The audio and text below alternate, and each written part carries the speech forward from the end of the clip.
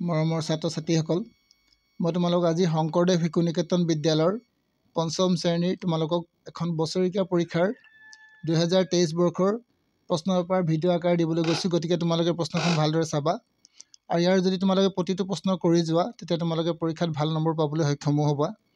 গতিকে এতিয়া আমি আহা প্ৰশ্ন পেপাৰখন চাওঁ। প্ৰশ্ন পেপাৰখন তোমালোকক দিয়া আছে বছৰেকীয়া পৰীক্ষা 2023 বিষয় তোমালোকৰ দিছে বিজ্ঞান আৰু সাধাৰণ জ্ঞান। গতিকে তোমালোকৰ প্ৰশ্ন থাকিব, বিজ্ঞানৰ প্ৰশ্ন থাকিব আৰু সাধাৰণ জ্ঞানৰ প্ৰশ্ন থাকিব। পঞ্চম শ্ৰেণী মুঠ নম্বৰ তোমালোকৰ 100 থাকিব আৰু সময় 3 ঘণ্টা। গতিকে তোমালোকৰ ক অংশ বিজ্ঞান। গতিকে তোমালোকৰ ক অংশত কি দিছে চাই লওঁ। প্ৰথম দিছে তলত দিয়াবোৰৰ পৰা শুদ্ধ উত্তৰ লিখা। তলত দিয়াবোৰৰ পৰা শুদ্ধ উত্তৰটো লিখা, বাচিব কৈছে শুদ্ধ উত্তৰ। গতিকে তোমালোকৰ প্ৰথম প্ৰশ্নটো দিছে কি, আমাৰ শৰীৰত থকা কুকুৰ দাঁতৰ সংখ্যা হ'ল, মানে কুকুৰ দাঁত কেইটা আছে আমাৰ শৰীৰত লিখিব লাগে। গতিকে তোমালোকে লিখিবা, ইয়াৰ শুদ্ধ উত্তৰ হ'ব 4টা। তাৰপিছত ইয়াত দিছে তোমালোকৰ এজন সুস্থ মানুহে 1 মিনিটত শ্বাস প্ৰশ্বাস ল'ব পাৰে। যদি এজন সুস্থ মানুহ থাকে তেওঁ যদি 1 মিনিটত কিমান বাৰ উশাহ নিশাহ ল'ব পাৰে সেই কথাষাৰ যদি তোমালোকক কয় তোমালোকে লিখিবা 12ৰ পৰা 14 বাৰ। গতিকে তোমালোকৰ অপশ্যন কি হ'ব, প্ৰথমটো হ'ব। ইয়াৰ পিছত তোমালোকক চাবা, তলৰ কোনটো মেৰু অঞ্চলত থকা প্ৰাণী নহয়। মেৰু অঞ্চলত কোনটো প্ৰাণী পোৱা নাযায়। আমি জানো যে হাতী মেৰু অঞ্চলত পোৱা নাযায়। গতিকে তোমালোকে কি লিখিবা, হাতীটো মেৰু অঞ্চলত পোৱা নাযায় লিখিবা। অসমৰ এখন অভয়াৰণ্যৰ হ'ল ইয়াত দিয়া আছে লাওখোৱা, কাজিৰঙা, নামেৰি আৰু মানস। গতিকে তোমালোকে লিখিবা কি, লাওখোৱা বুলি লিখিব পাৰিবা। তাৰপিছত ইয়াত তোমালোকে এতিয়া 9 নম্বৰ চাবা, পানীয়ে ওপৰলৈ দিয়া চাপেই হ'ল কি, ওপৰত যিটো চাপ দিয়ে সেই চাপটোক আমি কি বুলি কওঁ, ঊৰ্ধ্ব চাপ বুলি কওঁ। গতিকে তোমালোকে 1 নম্বৰ উত্তৰ লিখিব পাৰিবা। ইয়াৰ পিছত তোমালোকে প্ৰথম 6 নম্বৰটো চাবা, বায়ুত আটাইতকৈ বেছি পৰিমাণে থকা গেছটোৰ নাম হ'ল, আটাইতকৈ বেছি পৰিমাণে গেছ থকা গেছবিধৰ নাম হৈছে নাইট্ৰজেন। মনত ৰাখিবা, নাইট্ৰজেন আটাইতকৈ বেছি পৰিমাণে থাকে। গতিকে তোমালোকে 3 নম্বৰটো লিখিবা। ইয়াৰ পিছত 2 নম্বৰ প্ৰশ্নটোলৈ আমি আহোঁ। আমাৰ শৰীৰত মুঠতে কিমানডাল হাড় আছে? আমি লিখিম আমাৰ শৰীৰত মুঠতে 206ডাল হাড় আছে। মই ইয়াত লিখি দিছোঁ উত্তৰটো, তোমালোকে 206ডাল হাড় আছে বুলি লিখিবা। মাছে কিহৰ সহায়ত পানীৰ সাঁতুৰিব পাৰে? মনত ৰাখিবা, ফিচাৰ সহায়ত মাছে পানীত সাঁতুৰিব পাৰে। ইয়াৰ পিছত দিছে তোমালোকক 2টা খৰ্গ থকা গড় ক'ত পোৱা যায়? মনত ৰাখিবা, তোমালোকে লিখিবা উত্তৰটো আফ্ৰিকাত। আফ্ৰিকা মহাদেশত 2টা খৰ্গ থকা গড় পোৱা যায়। কয়লাৰ উপকাৰী উপাদানবিধ কি? মনত ৰাখিবা, কয়লাৰ উপকাৰী উপাদানৰ বিধৰ নাম হৈছে কাৰ্বন মন'অক্সাইড। গতিকে তোমালোকে লিখিবা, মই ইয়াত লিখি দিছোঁ কাৰ্বন মন'অক্সাইড। ইয়াৰ পিছত নেক্সট প্ৰশ্নলৈ আমি এতিয়া আহোঁ। নেক্সট প্ৰশ্নত আমাক কি দিছে, বায়ু কেনেকৈ জুলীয়া কৰিব পাৰি? বায়ুক আমি কিদৰে জুলীয়া কৰিব পাৰোঁ?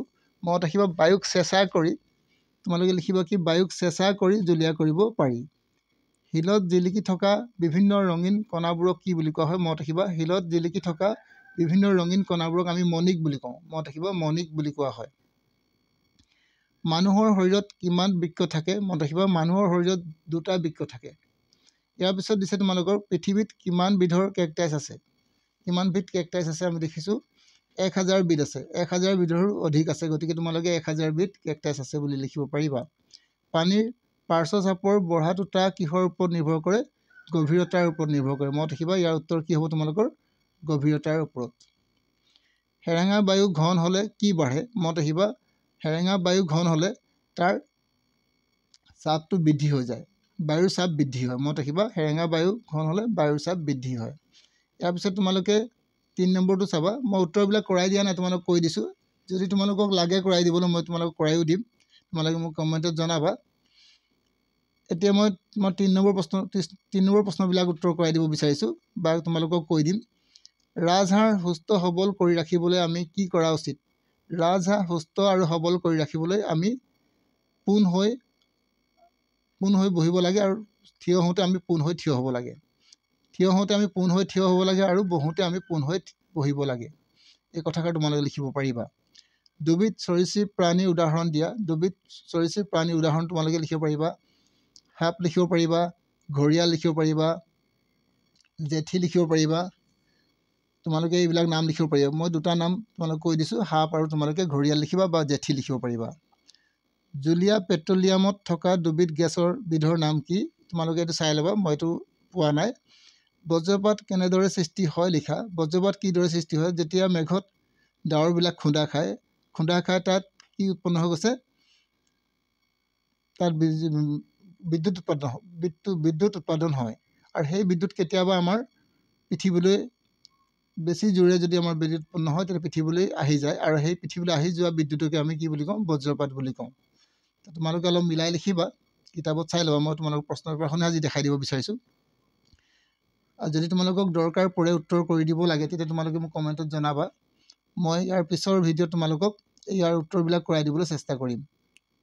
বায়ুত একেবাৰে কম পৰিমাণে থকা দুবিধ গেছৰ নাম লিখা। বায়ুত একেবাৰে কম পৰিমাণে থকা গেছবিধৰ নাম হৈছে কি? তোমালোকে লিখিবা। আৰ্গন লিখিব পাৰিবা বা হিলিয়াম, এইবিলাক লিখিব পাৰিবা। প্ৰাকৃতিক সম্পদ বুলিলে কি বুজা? প্ৰকৃতিৰ পৰা যিবিলাক আমি সম্পদ পাওঁ, প্ৰকৃতিৰ পৰা আমি যিবিলাক সম্পদ আমি ব্যৱহাৰ কৰিব পাৰোঁ, মানে আমাৰ উৎপাদন কাৰ্যত ব্যৱহাৰ কৰিব পাৰোঁ বা আমাৰ কামত ব্যৱহাৰ কৰিব পাৰোঁ, সেইবিলাক সম্পদক আমি কি বুলি কওঁ? প্ৰাকৃতিক সম্পদ বুলি কওঁ। ইয়াৰ পিছত তোমালোকক কাৰণ দৰ্শাই লিখা। নদী বান্ধ তলৰ ফালে অধিক শক্তিশালী বন্ধা হয়। মানে নদী বান্ধবিলাক আমি তলৰ ফালে শক্তিশালীকৈ বন্ধা হয়, তাৰ কাৰণ দৰ্শাবলৈ কৈছে। কাৰণ নদী বান্ধবিলাক তলৰ ফালে যদি শক্তিশালীকৈ বন্ধা নহয় তেতিয়াহ'লে জানো যে আমি আমাৰ পানীয়ে নিম্নচাপ, মানে কি গভীৰতা যিমান বাঢ়ি যায় তাৰ নিম্নচাপটো সিমান বাঢ়ি যায়। গতিকে যিমানে পানী বাঢ়ি যায় তাৰ নিম্নচাপ বাঢ়ি যায়, সেইবাবে আমি পানীৰ তলৰ ফালে অধিক শক্তিশালীকৈ বন্ধা হয়। তোমালোকে এইটো ধুনীয়াকৈ মিলাই লিখিবা। যদি তোমালোকে নোৱাৰিছা মোক নেক্সট ক'বা, মই তোমালোকক নেক্সট ভিডিঅ'ত কৰাই দিম। খুব বেছিকৈ ফুলাই দিলে বেলুন এটা ফাটি যায় কিয়? বেলুন এটা ফাটি যায় কিয়? কাৰণ তাত বায়ুৰ চাপ বাঢ়ি যায়। বেলুনটো যদি তুমি ফুলাই দিয়া তাত বায়ুৰ চাপটো বাঢ়ি যায়, আৰু বাঢ়ি যোৱাৰ ফলতে বেলুনটো ফাটি যায়। এই কথাষাৰ লিখিব পাৰিবা। তাৰপিছত দিছে তোমাৰ ইয়াত মানুহৰ শ্বাস প্ৰশ্বাস প্ৰক্ৰিয়াটো চমুকৈ বৰ্ণনা কৰা। এইটো বৰ্ণনা কৰিব লাগিব, গতিকে মই এইটো এতিয়া কৰাই দিলোঁ, নেক্সট ভিডিঅ'ত কৰাই দিম। ইয়াৰ পিছত তোমালোকক দিছে মাংসহাৰী চৰাইৰ ভৰিৰ নখ কেনেকুৱা থাকে। মাংসহাৰী চৰাইৰ ভৰিৰ নখ বুলি আমি জানো। ইয়াত কি লিখিবা? তোমালোকে দীঘল লিখিবা। মানুহৰ দেহত 12 যোৰ, ইয়াত লিখিবা 12 যোৰ কামি হাড় থাকে। মানে ইয়াত তোমালোকে 12 যোৰ লিখিলে হ'ব। থকাৰ বাবে উদ্ভিদৰ ৰং সেউজীয়া হয়। কি থকাৰ বাবে উদ্ভিদৰ ৰং সেউজীয়া হয়? মত ৰাখিব পত্ৰসৰী থকাৰ বাবে। ইয়াত তোমালোকে লিখিবা পত্ৰসৰী থকাৰ বাবে উদ্ভিদৰ ৰং সেউজীয়া হয়। ইয়াৰ পিছত তোমালোকক ঘ নম্বৰটো দিছে শস্যৰ উৎপাদন মাটিৰ ডেছৰ ওপৰত নিৰ্ভৰ কৰে, মানে গুণৰ ওপৰত নিৰ্ভৰ কৰে। মনত ৰাখিবা শস্যৰ উৎপাদন মাটিৰ গুণৰ ওপৰত নিৰ্ভৰ কৰে। পানীয়ে পাত্ৰ কাষলৈ দিয়া চাপক কি বুলি? পানীয়ে যদি আমি কাষলৈ চাপ দিয়ে সেই চাপক আমি কি বুলি কওঁ? পাৰ্শ্ব চাপ বুলি কওঁ। ইয়াত লিখিবা তোমালোকে পাৰ্শ্ব চাপ। ইয়াত তোমালোকে লিখিবা পাৰ্শ্ব চাপ। মুকলি বায়ুৰ চাপক আমি কি বুলি কওঁ? মুকলি বায়ুৰ চাপক আমি বায়ুমণ্ডলীয় চাপ বুলি কওঁ। মনত ৰাখিবা, ইয়াত লিখিবা তোমালোকে বায়ুমণ্ডলীয় চাপ বুলি কোৱা হয়। এইবাৰ তোমালোকক দিছে 7 নম্বৰ প্ৰশ্নটো। 7 নম্বৰ প্ৰশ্নটো ভালকৈ মন কৰি কি দিছে 7 নম্বৰ প্ৰশ্নটো? এটা পৰীক্ষাৰ সহায়ত দেখুওৱা যে তলৰ পাৰ্শ্ব চাপ তাৰ গভীৰতাৰ ওপৰত নিৰ্ভৰ কৰে। পাৰ্শ্ব চাপটো সদায় গভীৰতাৰ ওপৰত নিৰ্ভৰ কৰে। তাক আমি পৰীক্ষা কৰি চাবলৈ কৈছে। আমি এটা বটল ল'ম, বটলটোত আমি 3টা ফুটা কৰিম। এটা তলৰ ফালে কৰিম, এটা ওপৰৰ ফালে, আৰু এটা ওপৰত, এটা মানে একেবাৰে তলত আৰু এটা ওপৰত।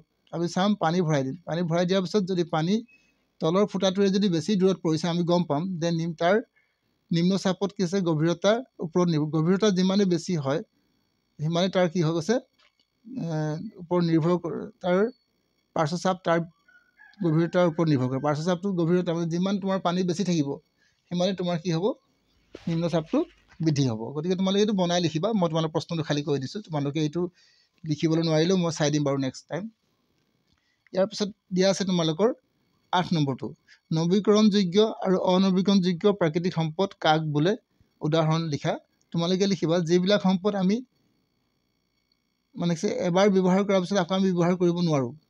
এবাৰ ব্যৱহাৰ কৰাৰ পিছত আকৌ এবাৰ ব্যৱহাৰ কৰিব নোৱাৰোঁ বা পুনৰাই আমি ঘূৰাই নাপাওঁ। আমি যিবিলাক সম্পদ এবাৰ ব্যৱহাৰ কৰিছোঁ আমি সেইবিলাক ঘূৰাই আনিব নোৱাৰোঁ বা বহুত বছৰ লাগে, সেইবিলাক সম্পদ আমি নৱীকৰণযোগ্য সম্পদ বুলি কওঁ। যিবিলাক এবাৰ ব্যৱহাৰ কৰাৰ পিছত, মোৰ ভুল হৈছে, যিবিলাক এবাৰ ব্যৱহাৰ কৰাৰ পিছত আকৌ আমি পুনৰাই পাব পাৰোঁ সেইবিলাক সংখ্যক আমি কি? নৱীকৰণযোগ্য সম্পদ বুলি কওঁ। আৰু কিছুমান আছে অনৱীকৰণযোগ্য সম্পদ, যিবোৰ সম্পদ আমি এবাৰ ব্যৱহাৰ কৰাৰ পিছত এইবিলাক আমি পুনৰায় ঘূৰাই নাপাওঁ বা পালেও আমি কি বহু বছৰ ৰখিব লাগিব আমাক লাখ লাখ বছৰ বা হাজাৰ হাজাৰ বছৰ ৰখিব লাগিব, তেতিয়াহে আমি এইখিনি পোৱা যাব। গতিকে এনেকুৱা সম্পদবিলাকক আমি অনবীকৰণযোগ্য সম্পদ বুলি কওঁ। তোমালোকে বুজি লোৱা, যিবোৰ সম্পদ আমি এবাৰ ব্যৱহাৰ কৰাৰ পিছত আকৌ এবাৰ ব্যৱহাৰ কৰিব পাৰোঁ বাৰে বাৰে, যেনেকৈ গছ গছনি কাটিলোঁ, আকৌ গছ গছনি আমি ৰুলোঁ, আকৌ গছ গছনি হৈ গ'ল, গতিকে আমি সেইটো বাৰে বাৰে ব্যৱহাৰ কৰিব পাৰোঁ। গতিকে সেইটো আমি নবীকৰণযোগ্য সম্পদ বুলি ক'ব পাৰোঁ। কিন্তু অনবীকৰণযোগ্য সম্পদ, যিবিলাক আমি প্ৰাকৃতিক সম্পদ, পেট্ৰল উলিয়াইছোঁ, ডিজেল উলিয়াইছোঁ, এইবিলাক আমি এবাৰ ব্যৱহাৰ কৰিছোঁ, আকৌ নেক্সট আমি ইয়াক ব্যৱহাৰ কৰিব নোৱাৰোঁ। যদি শেষ হৈ যায় তেতিয়া আমি ইয়াক বহুত বছৰ ৰখিব লাগিব। গতিকে এইবিলাকক অনবীকৰণযোগ্য সম্পদ বোলে। এটা উদাহৰণ দিব কৈছে, আমি লিখিম গছ লিখিম, নবীকৰণযোগ্য উদাহৰণ হৈছে গছ, আৰু তোমাৰ অনবীকৰণযোগ্য সম্পদ হৈছে তুমি লিখিবা কি পেট্ৰলিয়াম। পাকস্থলীত খাদ্যৰ পাচন কেনেদৰে হয় বুজাই লিখা। তোমালোকে এইটো চাবা ভালকৈ, কাৰণ অলপ দীঘল আছে, কাৰণ ইমান মই বুজাই দিব এতিয়া নোৱাৰোঁ, কাৰণ তোমালোকে নিজে চাব চেষ্টা কৰিবা। যদি নোৱাৰা মোক তেতিয়া নেক্সট ভিডিঅ' তোমালোকক মই এইখিনি ধুনীয়াকৈ উত্তৰ কৰাই দিম, তোমালোকে তাৰ পৰা চাই ল'বা। সূৰ্যৰ তাপ আমাক কি কি ধৰণে সহায় কৰে? সূৰ্যৰ তাপে আমাক কি কি ধৰণে সহায় কৰে? তোমালোকে জানা সূৰ্যৰ তাপে আমাক কি কৰে, হয় নাই? আমাৰ বায়ুমণ্ডলত যদি সূৰ্যৰ তাপ যদি নাথাকে, আমাৰ কি হ'ব? আমাৰ চেঁচা হৈ যাব, আৰু পৃথিৱীত কোনো জীৱ জন্তু জীয়াই থাকিব নোৱাৰিব। বা আমাৰ উদ্ভিদে কি আছে, সালোকসংশ্লেষণ আহাৰ তৈয়াৰ কৰিব নোৱাৰিব, আৰু উদ্ভিদে যদি আহাৰ তৈয়াৰ কৰিব নোৱাৰে, তেনেহ'লে মানুহ কোনো জীৱ জন্তু জীয়াই থাকিব নোৱাৰিব। এইবিলাকে তোমালোকে লিখিব পাৰিবা, এটা এটা ধুনীয়াকৈ মিলাই দিবা। ইয়াৰ পিছত পাৰ্থক্য লিখা, ধমনী আৰু হীৰা। ধমনী আৰু হীৰাৰ পাৰ্থক্য লিখিবা, আৰু মৰুভূমি প্ৰাণী আৰু শীতল ঠাইৰ প্ৰাণী, মানে মৰুভূমিৰ ঠাইৰ প্ৰাণী আৰু শীতল ঠাইৰ প্ৰাণীৰ পাৰ্থক্য। মৰুভূমিত যিবিলাক প্ৰাণী থাকে সেইবিলাকৰ গাত ছালবিলাক ইমান ডাঠ নাথাকে, কাৰণ তাত গাৰ নোমবিলাক কিছে নোম থাকে আৰু ডাঠ থাকে, ছালবিলাক ডাঠ থাকে, যাতে গৰম সহ্য কৰিব পাৰে। শীতল ঠাইৰ প্ৰাণীবিলাক কিছে সাধাৰণতে কি আছে, তেওঁলোকৰো ছালবিলাক কি থাকে, ডাঠ থাকে, কাৰণ তেওঁলোকে ঠাণ্ডাত সহ্য কৰিব পৰাকৈ তেওঁলোকৰ নোম বেছি থাকে। এইদৰে লিখিব পাৰিবা, বা তোমালোকে এবাৰ চাই ল'বা এইটো। তাৰপিছত ইয়াৰ পিছত তোমালোকে 12 নম্বৰটো চাবা, শুদ্ধ নে অশুদ্ধ লিখা। বগা ভালুক গৰম ঠাইত বাস কৰা এবিধ প্ৰাণী। মনত ৰাখিবা, বগা ভালুক গৰম ঠাইত বাস কৰা প্ৰাণী হয়। মনত ৰাখিবা, বগা ভালুক কেতিয়াও গৰম ঠাইত থাকিব নোৱাৰে, গতিকে এইটো এটা অশুদ্ধ বাক্য। গতিকে তোমালোকে লিখিবা এইটো অশুদ্ধ। কি লিখিবা এইটো? অশুদ্ধ। মই কাটি দিছোঁ। খাদ্য প্ৰস্তুতিৰ সময়ত উদ্ভিদে কাৰ্বন ডাই অক্সাইড ব্যৱহাৰ কৰে, এইটো আমি জানো সকলোৱে, শুদ্ধ। ভূপৃষ্ঠৰ পৰা ওপৰলৈ বায়ুৰ চাপ বাঢ়ি যায়, মানে ভূপৃষ্ঠৰ ওপৰলৈ গ'লে বায়ুৰ চাপ বাঢ়ি যায় গৈছে, গতিকে এইটো অশুদ্ধ। ভূপৃষ্ঠৰ পৰা যদি ওপৰলৈ গুচি যোৱা, বায়ুৰ চাপটো সাধাৰণতে কমি যায়। বায়ুৰ ওজন আছে, গতিকে আমি জানো বায়ুৰ ওজন আছে, এইটো শুদ্ধ। ভেকুলী উভচৰ প্ৰাণী নহয়, ভেকুলী উভচৰ প্ৰাণী নহয় বুলিছে, এইটো এটা শুদ্ধ বাক্য। পানীয়ে তললৈ দিয়া হেঁচাক পানীৰ নিম্নচাপ বোলে, গতিকে এইটো এটা শুদ্ধ বাক্য। গতিকে তোমালোকে এইদৰে লিখিব পাৰিবা। ইয়াৰ পিছত তোমালোকৰ ক অংশৰ লগত খ অংশ মিলাই লিখা। ইয়াত তোমালোকক দিছে, ক অংশত কেকটাছ দিছে, ইয়াক দিছে, কলকতৰা দিছে, মণিক দিছে, বায়ু দিছে, ঘৰিয়াল দিছে। গতিকে তোমালোকে মিলাবা, কেকটাছ ক'ত পোৱা যায়? কেকটাছ আমি ক'ত পাওঁ? মৰুভূমিত পাওঁ, গতিকে তোমালোকে মৰুভূমি লিখিব পাৰিবা। ইয়াক ক'ত পোৱা যায়? তাৰপিছত মণিক ক'ত পোৱা যায়? মণিক ক'ত পোৱা যায় চাওঁ, এই আলকাট্ৰা কি দিছে দে, এইটো তোমালোকে এইটো লিখিবা, কৰ লগত মিলাবা। এটা এটাকৈ মিলাই আহিবা। তোমালোকে কি কৰিবা, এই কেকটাছটো কাৰ লগত মিলাবা? মৰুভূমিৰ লগত মিলাবা। আৰু ইয়াকটো ক'ত পোৱা যায়? ঠাণ্ডা ঠাইত পোৱা যায়। মই দেখিবা, ইয়াক ক'ত পোৱা যায়? ঠাণ্ডা ঠাইৰ প্ৰাণী হয়, গতিকে তোমালোকে লিখিলা। কলকাট্ৰা কোনটো লিখিলা? আলকাট্ৰা লিখিলা, এইটো লিখিলা ক নম্বৰটো। আৰু মণিক কোনটো লিখিব লাগিব? মণিক কোনটো লিখিম আমি চোৱা, এই মণিক হৈছে আকৰিক হয়। মণিক এটা কি হৈছে? আকৰিক হয়, গতিকে ইয়াত আকৰিক লিখিলোঁ। আৰু ঘৰিয়াল কি লিখিম? সৰীসৃপ লিখিম। আৰু বায়ু কি লিখিম? আমি চকুৰে নেদেখোঁ, গতিকে তোমালোকে মিলাবা। প্ৰথমতে কোনটো মিলাব চাই লোৱা এবাৰ। এইটো কাৰ লগত মিলাব? মৰুভূমিৰ লগত মিলাবা। আৰু ইয়াকটো ক'ত মিলাব? ঠাণ্ডা ঠাইৰ প্ৰাণী। আৰু এইটো কাৰ লগত মিলাবা? ইয়াৰ লগত মিলাবা। আৰু মণিকটো কি লিখিবা? আকৰিক। আৰু বায়ু কি হয়? বায়ু চকুৰে দেখি পোৱা যায় জানো? নাযায়, গতিকে আমি এইটো লিখিম। আৰু ঘৰিয়াল কি হ'ব? সৰীসৃপ প্ৰাণী। গতিকে এই গোটেইকেইটা মিলাই দিলোঁ মই, তোমালোকে এবাৰ চাই ল'ব ভালকৈ। ইয়াৰ পিছত নেক্সট তোমালোকে দিছে তোমালোকৰ খ অংশ সাধাৰণ জ্ঞান। গতিকে তোমালোকৰ সাধাৰণ জ্ঞানৰ প্ৰশ্নও আহিব। তোমালোকে সাধাৰণ জ্ঞানৰ প্ৰশ্নবিলাক নিজেই কৰিবা, কাৰণ মোৰো সাধাৰণ জ্ঞানৰ ওপৰত সিমান হেৰি নাই, কিন্তু কিতাপ চালে তোমালোকৰ উলিয়াই দিব পাৰিম মই। বায়ুৰ চমু উত্তৰ লিখা। ৰাষ্ট্ৰীয় পতাকাৰ মাজত থকা চক্ৰটোত কিমানডাল কাঠি থাকে? এইটো আমি সকলোৱে জানো। ৰাষ্ট্ৰীয় পতাকাৰ মাজত যিডাল আমাৰ চক্ৰ থাকে, সেই চক্ৰত কিমানডাল কাঠি থাকে? 24ডাল থাকে, গতিকে তোমালোকে 24ডাল লিখিবা। জৈন ধৰ্মৰ প্ৰৱৰ্তক কোন? জৈন ধৰ্মৰ প্ৰৱৰ্তক তোমালোকে জানা চাগে বৌদ্ধ ধৰ্ম এই গৌতম বুদ্ধ হ'ব পাৰে। তাৰপিছত থাৰ্মোমিটাৰ কোনে আৱিষ্কাৰ কৰিছিল, গতিকে তোমালোকে কিতাপত চাই ল'বা। ভাৰতৰ প্ৰাচীনতম বিদ্যালয় তক্ষণা কোন প্ৰদেশত অৱস্থিত। তাৰপিছত দিছে তোমালোকৰ শিশু সমিতি অসমৰ সভাপতিগৰাকীৰ নাম কি, তোমালোকে নিজে লিখিবা।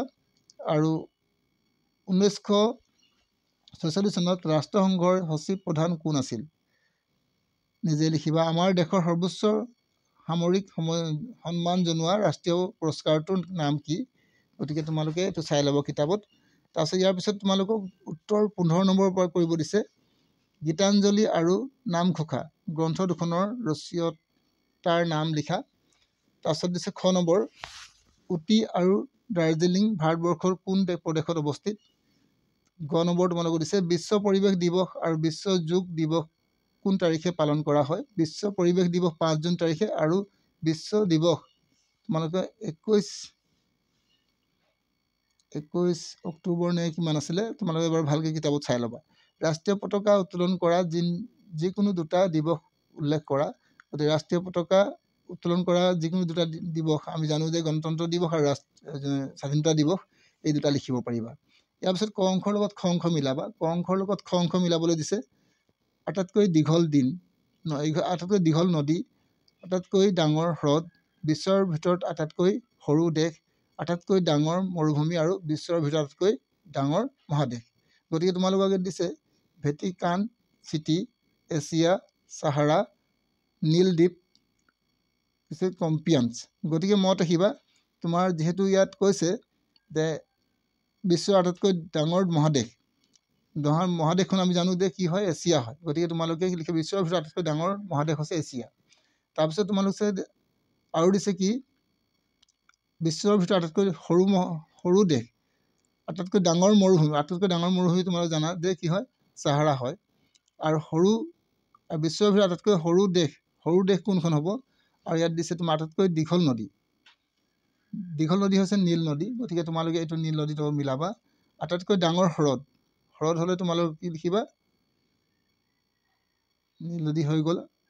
আটাইতকৈ ডাঙৰ হ্ৰদ, আটাইতকৈ ডাঙৰ মৰুভূমি উলিয়ালোঁ আমি। মৰুভূমিটো কি কৰিলোঁ আমি, আটাইতকৈ বিশ্বৰ আটাইতকৈ ডাঙৰ মৰুভূমি হৈছে আমাৰ চাহাৰা মৰুভূমি, আৰু এইটো হৈছে আমাৰ কোনটো মিলিব, ইয়াৰ লগত মিলিব। ঠিক তেনেকৈ আমি এতিয়া কিছু আটাইতকৈ ডাঙৰ মৰুভূমি হৈ গ'ল।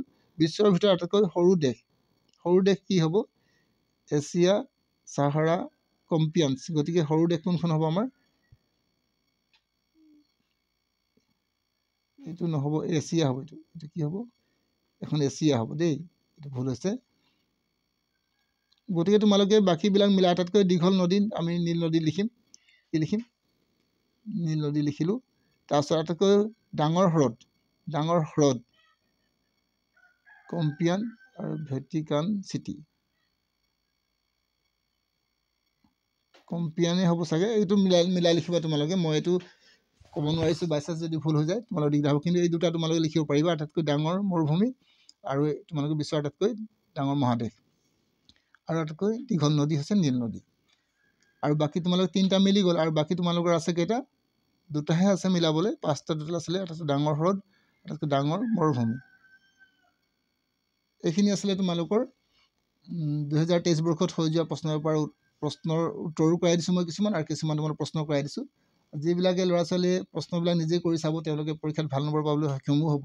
গতিকে যদি তোমালোকে মোৰ ভিডিঅ'বোৰ চাই উপকৃত হ'ব পাৰিছা, বা তোমালোকৰ যদি লাভৱান হৈছে, তেতিয়াহ'লে মোৰ চেনেলটো এবাৰ লাইক কৰিবা আৰু ছাবস্ক্ৰাইব কৰিবা আৰু শ্বেয়াৰ কৰিবা। আজিলৈ মই তোমালোকক ইমানতে এৰিছোঁ। নেক্সট ভিডিঅ'ত আকৌ লগ পাম।